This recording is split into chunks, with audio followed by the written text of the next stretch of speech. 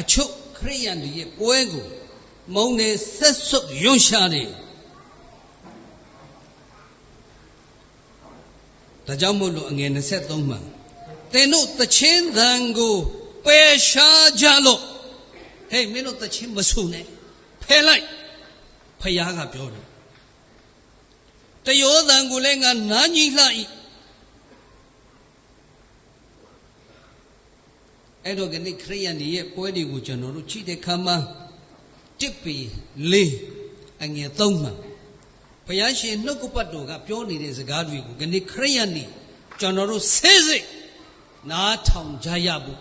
အချိန်ရောက်ပြီတစ်ပီလေးအငယ်3မှာ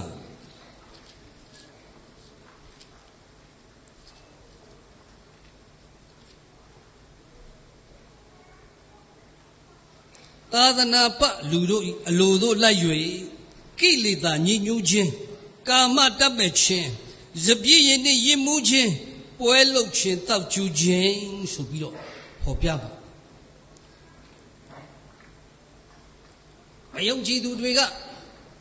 ယုံကြည်သူတွေကဟာခရစ်စမတ်ပွဲ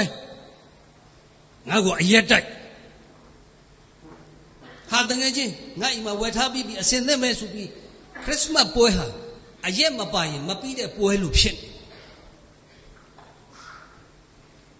ဘယ်လိုလုပ်တာလဲ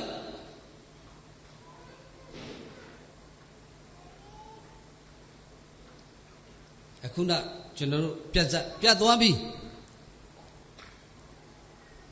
ခရစ်စမတ်ပွဲကခရစ်တော်ပျောက်ပြီးတော့ငွေရှာပွဲဖြစ်နေပြီ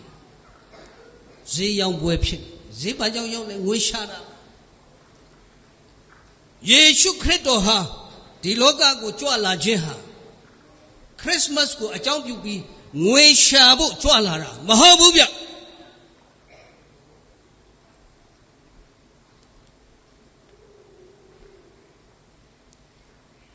လူကိုမြားသောတန်တာဖြစ်စေပေကျုကလှေအပြည့်ငါးကိုရတာတောင်မှသခင်ယေရှုကငါရပြီးတဲ့နောက်ပိုင်းမှာငါနောက်လိုက်ခင်ပေကျုငါးတွေထားခဲ့ခရစ်တော်နောက်ကိုလိုက်တဲ့ခါမှာအခုနလည်းပဲဒီပြဿနာတွေထဲမှာပွဲတဲမလုံးနဲ့ဈေးအောင်ပွဲမလုံးနဲ့ယေရှုခရစ်တော်ကကျွန်တော်တို့ကိုဝိညာဉ်ပဲရှာခိုင်းတာငွေရှာခိုင်းတာမဟုတ်ဘူးအဲ့ဒီငွေရှာတဲ့နေရာတိုင်းဟာအမင်္ဂလာရှိ